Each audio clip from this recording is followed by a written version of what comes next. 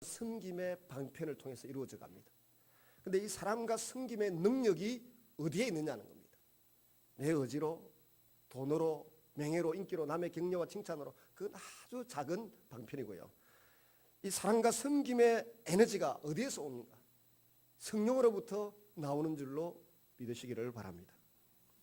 근데 이 성령 하나님의 능력을 받을 때까지 내가 기다리고 인내하고 사모해야 된다고 주님이 마지막 유언으로 우리에게 남겨두셨어요.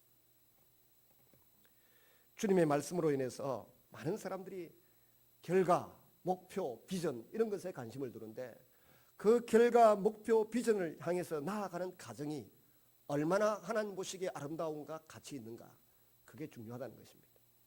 모든 사람들이 평등하게 잘 사는 사회를 만들기 위해서 누구 한 사람이라도 과도하게 희생을 시키고 재산을 빼앗거나 인권을 말살하거나 그의 명예를 짓밟거나 무시해서는 안 된다는 것입니다. 할 수 있는 대로 모든 사람들이 기쁨을 누리고 평안을 누리고 사랑과 섬김에 동의하고 같이 섬기고 섬겨가면서 모든 사람들이 평등을 얻는다든지 같은 행복을 누린다든지 할 때 그게 바로 하나님의 나라라고 말씀하고 있는 것입니다. 우리가 1장 8절 말씀처럼 땅끝에까지 정인이 되려고 하면 먼저 땅끝을 향하여 나아가는 가정에 충실을 해야 되는데 오늘 본문을 보시면 주님이 그 가정을 말씀하고 계세요. 본문에 앞서서 주님이 부활하시고 난 이후에 제자들에게 제일 처음 하신 말이 뭘까요? 제자들에게 제일 죽으시기 전에도 주셨던 말씀이 있고 죽으셨다가 부활하시고 난 이후에 제일 처음 주셨던 말씀이 뭔가 하면 갈릴리에서 만나자였어요. 내가 너희보다 먼저 갈릴리로 가게 될 거다. 부활 죽으시기 전에 내가 너희들보다 먼저 갈릴리에 가 있을 거다. 그렇게 말씀하셨고 부활하신 주님이 또 하신 말이 뭔가 하면은 제자들을 다 만나기도 전에 갈릴리에서 만나자 그랬습니다. 갈릴리라고 하는 말은 그 단어의 뜻이 뭔가 하면은 고리라는 말이에요. 고리. 갈릴리에서 만나자. 갈릴리로 가라. 그렇게 말씀하셨어요. 지금 예루살렘에서 죽으셨고 예루살렘에서 부활하셨는데 왜 거기 가라고 하셨을까요? 갈릴리는 대부분의 12 제자들에게 삶의 터전이었습니다. 제자들의 지금은 어부나 세리 혹은 열심당원 등으로 다양했지만 공통점은 갈릴리가 그들의 삶의 현장이었다는 것입니다. 그들은 하나같이 갈릴리에서 태어나 갈릴리에서 잔뼈가 굵은 사람들이었습니다. 그들의 생계가 갈릴리에 달려있고 사랑하는 가족들도 갈릴리 동네에 다 있었습니다. 갈릴리를 떠나서는 그들의 존재 자체가 유명무실했습니다. 부활하신 주님께서는 바로 그 삶의 터전, 삶의 현장으로 제자들을 먼저 보냈습니다. 그리스도인이 된다고 하는 것은 먼 곳 자기를 모르는 사람들에게 찾아가서 예수 믿으세요 하기 이전에 자신을 모르는 사람들 앞에서 변신된 모습으로 짠하고 나타나기 이전에 자기를 잘 아는 사람들에게서부터 변화된 모습, 바른 삶의 목표와 동기를 가진 모습을 다시 보여줄 수 있어야 된다는 것입니다. 자기 삶의 현장, 자신의 머리부터 발끝까지를 잘 아는 사람들 앞에서 내가 그리스도를 주인으로 모시고 부활하신 그분을 만났고 그래서 나는 이제 새로운 삶을 산다라고 선포하고 거기에서부터 복음 전거를 시작해야 된다고 하는 것을 가르쳐 주시기 위하여 예수님은 뚱딴지처럼 어떻게 보면 약간 엉뚱하게 갈릴리에서 만나자. 내가 너희보다 먼저 갈릴리로 가 있을 거다. 그렇게 말씀하셨습니다. 그러니 우리가 은혜를 받으면 제일 중요한 현장은 은혜 받은 증거가 가까이 내 주변에서부터 하나하나 이루어져야 된다는 것입니다. 모든 인간관계는 고리로 연결되어 있습니다. 차이가 있다고 하면 그것이 어떤 고리냐 하는 차이입니다. 어떤 사람과는 돈으로 인하여 연결고리가 이어져 있고 어떤 사람은 욕망의 연결고리로 이어져 있고 어떤 사람은 인맥의 연결고리로 이어져 있고 어떤 사람은 거짓말과 죄로 연결고리가 이어져 있습니다. 제자들에게도 삶의 현장인 갈릴리에 그들의 면면이 결속되어 있는 연결고리들이 있었습니다. 주님은 제자들에게 그곳으로 먼저 가라고 하셨습니다. 가족들에게 예수님을 따르는 사람답게 본을 보여야 합니다.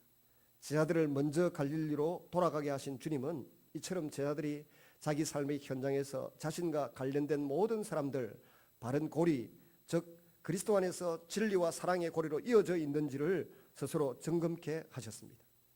그 고리를 지니지 못한 사람도 한순간의 결단으로 얼마든지 땅끝까지 나아가서 전도할 수 있습니다. 그러나 그것이 무슨 큰 기쁨이 되고 바람직한 결과를 만들어낼 수 있겠습니까? 피차 자신과 다른 사람의 인생만 낭비하는 것이 될 것입니다. 그래서 주님께서는 제자들을 먼저 삶의 현장으로 내보내시고 그들의 고리를 정건케 하십니다. 인간관계에서 진리와 사랑의 고리가 아닌 것은 아무리 단단해 보여도 언젠가는 반드시 끊어지고 맙니다. 진리와 사랑의 고리가 아니라고 하면 그 형태가 어떠하든지 본질적으로 새끼줄과 다를 바가 없다는 것입니다. 삶의 현장인 갈릴리에서 자기 고리를 정건케 하신 주님께서 이제 제자들과 예루살렘으로 올라오셨습니다. 그리고 8절의 말씀을 주셨습니다. 이렇게 명령하시는 주님께서 예루살렘에서 제자들을 즉시 땅끝으로 보내심이 마땅할 것 같습니다. 그러나 본문 4절 5절을 보시면 전혀 다른 사실을 이야기합니다. 사도와 함께 모이사 그들에게 분부하여 이르시되 예루살렘을 떠나지 말고 내게서 들은 바 아버지께서 약속하신 것을 기다리라. 요한은 물로 세례를 베풀었으나 너희는 몇 날이 못되어 성령으로 세례를 받으리라 하셨느니라. 주님은 갈릴리 다음 예루살렘을 이제는 떠나지 말고 여기에 모여서 예루살렘을 떠나지 말고 아버지께서 약속하신 그것을 예루살렘 성에서 기다리라고 하셨습니다. 땅끝을 향해서 무작정 결과를 내기 위해서 떠나는 것이 능사가 아니라고 일깨워주고 계십니다. 여기서 아버지께서 약속하신 것이라고 하는 것은 성령 강림, 성령 세례를 의미합니다. 이에 대하여 오순절 강림 사건을 다루는 사도행전 2장에서 나중에 깊이 생각해 보겠습니다만은 이 시간 우리가 주목하려고 하는 것은 주님께서 떠나지 말고 기다리라고 명하신 곳이 바로 예루살렘이었다는 것입니다. 제자들과 예루살렘은 불가분의 관계에 있습니다. 갈릴리에서 태어나 그 배경에서 자라면서 늘 꿈꾸며 그리던 곳이 예루살렘입니다. 그들이 주님을 따라다니면서 예루살렘과 밀접한 관계를 맺게 되었습니다. 주님께서 성전에서 가르치셨고 성전에서 자신이 메시아임을 나타내 보여주셨습니다. 이사야 35장 5절 6절 말씀, 메시아가 오게 되면 맹인이 눈을 뜨게 되고 기머리가 듣게 되고 저는 자가 걷게 될 것이라고 했는데 그것을 성전 청결 사건을 이루어내면서 이방인의 뜰에서 안전병이를 일으키고 눈먼 자의 눈을 뜨게 하시고 말 못하는 벙어리가 말하게 만드는 사건을 일으켜 주심으로 이사야 35장 5절 6절에 메시아가 오신 증거를 성전에서 널리 선포하시고 보여주셨습니다. 호산나 다윗의 사손이야 하고 낙이 타고 예루살렘으로 들어오실 때 그거는 유월절 때에 메시아이신 예수님 오직 그분만 탈 수 있었습니다. 그 누구도 유월절 행렬에 동참하고 50만에서 200만이 들어온다고 하는데 나귀를 타거나 짐승을 타거나 마차를 타고 예루살렘으로 입성하는 법이 없는데 오직 메시아 한 분만 나귀 타고 오는 겁니다. 제자들이 미리 알고 옷 다 벗어서 그냥 깔고 노래 부르고 난리가 났지 않습니까? 바로 메시아 있음을 선포했던 그 예루살렘, 여기는 평화의 터전이고 하나님의 이름이 있는 곳이었고 하나님이 함께 머무는 도성이었습니다. 그러니까 이곳을 떠나지 말라. 성전이 있는 이 예루살렘을 떠나지 말고 여기에서 성령을 기다리고 성령을 받고 성령을 체험하고 그 다음에 다시 유대인 땅으로 온 유대와 사마리아와 땅 끝까지 가서 복음을 전하라 그랬습니다. 예루살렘 다음이 뭡니까? 유대 땅, 흑암의 땅, 이방인들이 득설거리는 유대 땅. 그 다음은 사마리아는 뭡니까? 원수들과 의견일치가 이루어지지 않아서 아예 사람 취급하지 않고 살던 그 사마리아인의 땅까지 가고 그 다음에 저 땅 끝까지 가서 복음을 전하라 그랬습니다. 근데 성령 받지도 않고 미국에서 제일 큰 욕이 뭔지 아십니까? 보통 갓댐 뭐 이런 이야기를 합니다. 성령 받지 않는 목사님처럼 살아라. 그게 가장 큰 욕이랍니다. 성령 받지 않는 목사님처럼 살아라. 그리스도인은 마찬가지입니다. 성령을 경험하지 아니한 그리스도인으로 사는 것이 얼마나 힘들고 고통스러운지 모릅니다. 겉은 그리스도인 같고 직분자 같아 보여도 그 속에 성령이 약동하시고 꿈틀거리시고 감동을 주시고 은혜 주시는 것을 경험하고 그걸 분별하기 위해서 기도하고 또 대화를 나누는 가운데 예민하게 살아가지 아니하면 여러분 교회는 다니면서 11조는 드리고 봉사도 하지만 모든 것이 헛사입니다. 그래서 지난 주간에 성령 강림 집회라고 5일 동안 저녁에 계속 제가 그 말씀을 5번이나 전했습니다. 새로운 성도들에게도 새가족부에서 가르치는 내용인데 그대로 전했습니다.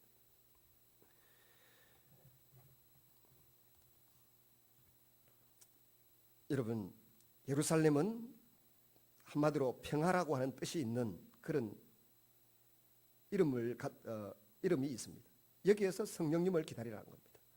하나님의 이름이 주어져 있는 곳, 온 인류 우리 자신을 위해서 자신의 목숨까지도 내어주시고 희생하셨던 가장 소중한 주님의 목숨이 희생되셨던 그곳, 자신이 피 흘리셨던 그곳에서 기다리라는 겁니다. 뭡니까? 뭘 기다리라고요? 약속하신 것, 성령님을 기다리라 그랬습니다. 그래서 우리가 땅끝까지 나아가기 위해서는 먼저 성령님 안에서 평화의 사람이 되고 성령의 사람이 되는 것이 가장 우선적이라는 것입니다. 부활하신 주님께서 먼저 갈릴리로 가라. 이제는 예루살렘을 떠나지 말라. 성령 받고 유대와 사마리아와 땅끝까지 가라는 것입니다. 이 세 가지 명령을 종합하면 삶의 터전에서 부활하신 주님을 만난 모습을 분명히 보이라는 것입니다.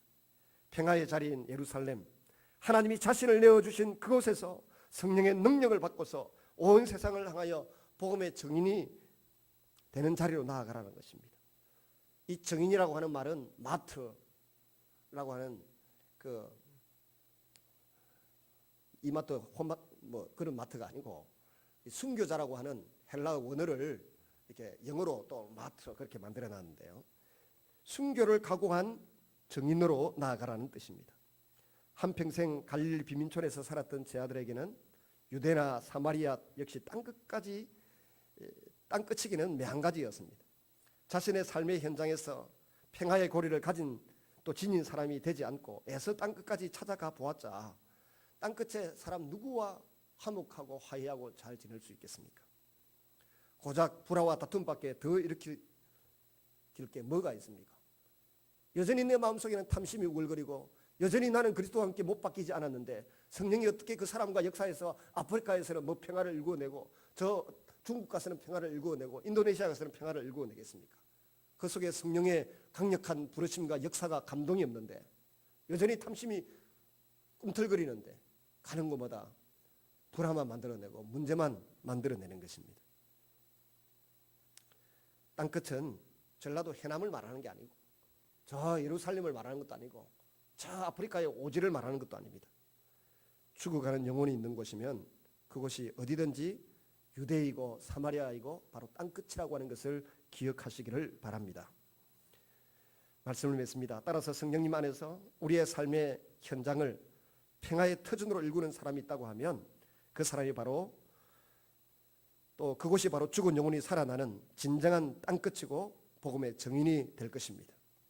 평화의 사람이 되는 것, 피스메이커가 되는 것, 거창한 일이 아닙니다. 성령님 안에서 자신의 마음을 굳게 지키는 것입니다. 이사야 26장 3절에 보시면 주께서 심지가 견고한 자를 평강으로 지키시리니 그랬습니다. 이걸 현대인의 성경으로 바꾸어서 이렇게 기록해 놓았더군요. 주님께 의지하는 사람은 늘 한결같은 마음을 지닌 사람들이니 그들에게 완전한 평화를 주신다. 이것입니다.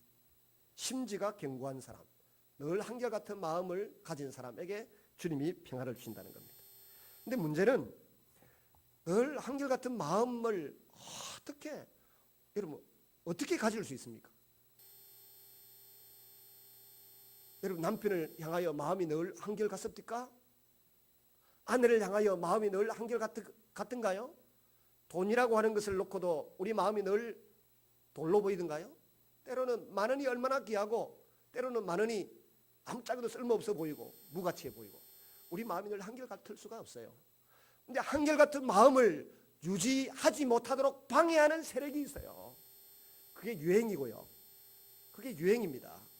그 다음 또 사단이 우리의 마음을 뒤흔들어 놓습니다. 이상한 생각을 집어넣어가지고. 그래서 이 사단이 내 마음을 뒤흔들어 놓지 못하도록 자꾸 말씀으로 닫고 주님의 십자가 보혈로 닫고 성령의 도우심을 받아 내 마음을 한결같이 유지하기 위해서 애를 쓰고 노력하는 것이지, 누가 한결같은 사람이 있습니까? 딸을 키우다 보니까 저도 사익감을 찾아야 되고, 우리 교회도 결혼시켜야 될 아들 딸들이 많아서 요새 눈을 부릅뜨고 이렇게 다닙니다. 근데 어떤 분이 그래요. 자기 교회 누구를 딱 소개하면서, 그 사람은 교회 물질로 많이 봉사하지 못한다. 근데 늘 한결같은 사람, 집사님도 근사님도 늘 한결같은 사람이다 그러더라고요. 그 말을 듣고 그분을 이렇게 다시 봤어요. 아, 그렇구나. 그리고 생각을 해보았어요. 한결같은 마음이 과연 내 마음에 있는가? 없어요. 자주 흔들립니다. 여기서 유혹하면 마음이 그리 가고, 저기서 유혹하면 저리 가고. 그런데 한결같은 마음을 유지할 수 있는 법을 배웠어요. 그게 뭔가 하면, 하나님이 나에게 어떤 행동을 기대하실까? 사람들이 뭐 이렇게 평가하고 저렇게 평가하고 자존심을 뒤흔들고, 그거 중요하지 않아요. 때로는 과거에는 중요했는데 지금은 중요하지 않아요. 하나님이 어떻게 평가하실까를 염두에 두니까 유혹하는 것도 물리칠 수 있어요. 누가 비난하는 것도 그럴 수도 있지 하고 받아들일 수 있어요. 한결같은 마음을 유지할 수 있는 법은, 여러분, 하나님의 저울에 내 마음을 달아보고 내 생각을 달아보고 하나님의 눈길에 내 마음을 노출시켜 보여드리는 것입니다. 그럴 때에 주님 앞에서 나를 자꾸 세우려고 애를 쓰니까 한결같은 마음이 되는 줄로 믿으시기를 바랍니다. 우리 성도들을 바라볼 때도 그렇습니다. 저는 가끔 그런 생각은 하긴 했는데, 지난번에 목회자 세미나를 하면서 보니까 경주에서 포항에 포항중앙교회 서목사님이 목회자로서 자기의 목회 철학을 쫙 이야기하는데, 모든 사람은 하나님의 형상을 가졌다. 그리고 하나님의 형상이 있다. 예수 믿는 사람은 그 하나님의 성품 형상이 회복되고 있다. 그리고 그 속에 하나님의 영이신 성령 하나님이 계시다. 예수님의 영이신 성령이. 그럼 그 사람이 누굽니까? 군사님, 남편이 누군가요? 하나님의 형상이 있는 작은 하나님, 작은 예수라는 거예요. 자기 역할을 다 못하더라도. 그래서 자기는, 그 목사님은 성도가 한 10,000명쯤 되는데 모든 성도를 볼 때, 아, 하나님의 형상이 있고 작은 하나님, 작은 예수로 살아갈 사람들이라고 본다는 거예요. 그러고 나니까 성도들이 너무너무 보고 싶고 귀여워서, 어떤 데는 성지순례 보내줘서 공항에서 성지순례 가는 비행기를 타려고 하는데 눈물이 나서 비행기를 못 타겠다라는 거예요. 가만히 제가 돌아보니까, 저도 과거에 힘든 때가 있었는데 한 10년 전에 성질이 나서 아내와 함께 차를 타고 서울로 이렇게 올라가는데, 등 뒤에 우리 교회 남아있는 성도를 생각하니까 갑자기 마음에 너무 든든하고 너무너무 기분이 좋은 거예요. 아, 이게 마주보고 있을 때는 아웅다웅하니까 조금 마음이 스트레스되고 힘든 게 있어도, 약간 2시간 거리에서 딱 떨어지니까, 떨어져서 돌아서 이래 보니까 여기가 나를 믿고 따라주고 나를 사랑하고 내가 의지하는 성도들이 사는 곳이구나 하는 것이 생각되니까 빨리 집에 오고 싶더라고요. 서울 가서 하룻밤 자고 빨리 내려왔어요. 여러분, 우리의 마음의 평화가 왜 사라집니까? 나와 더불어 살아가는 사람이 바로 하나님이 내게 붙여주신 사람이라는 것을, 내 곁에 두신 분이라고 하는 것을 여러분 놓쳐버리기 때문에 평화가 사라지는 것입니다.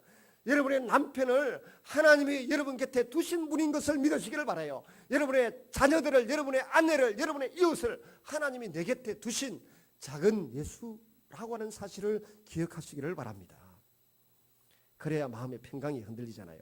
이게 나를 붙들어매기 위한 장치를 하는 게 아니고, 우리가 미처 모르고 있었던 진리를 아는 분은 다 알고 계시더라고요. 아는 분은 다 알고 계시는데 미처 그 점을 내게 육화시키고 인격화시키고 본능화시키지 못해서 관계에 문제가 자꾸 균열이 생기고 깨어짐이 생기는 것입니다.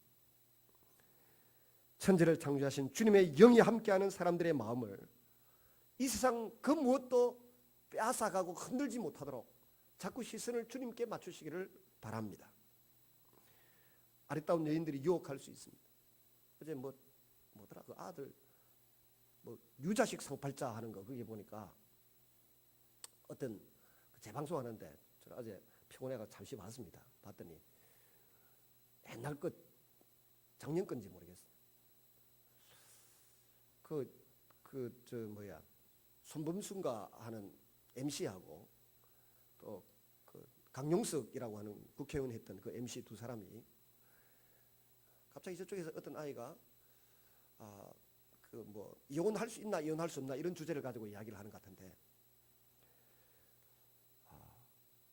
수지, 김태희 하고 또 누구더라 예쁜 탤런트 몇 사람 이름을 거명하면서 그런 사람들이 유혹하면 우리 저 강용석 아저씨와 손범수 아저씨가 아마 마음이 흔들릴 것 같아요. 그러니까 막 둘이 벌떡 일어나가지고 뭐라고 그러면서 하는 이야기가 갑자기 김태희 뭐 수지 이런 이쁜 아가씨들 이야기 들으니까 가슴이 뛴다면서 벌떡 일어서가지고 막 웃기더라고요.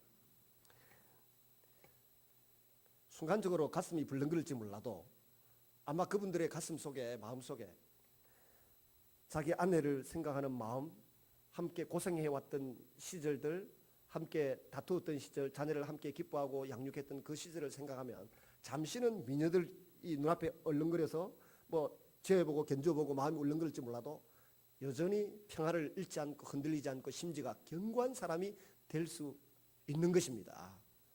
근데 그 점을 묵상하고 생각하고 붙들고 서지 않고 자기 마음에 어떤 감정이 들어오면 이게 진짜 사랑인가 보구나 그래가 쏟는 거예요. 그래가지고 이상한 문학 전집이 나오고 드라마가 나오고 뭐 불륜 드라마가 나오고 주제가 막 나오긴 하는데 그게 사단에게 쏟는 것입니다.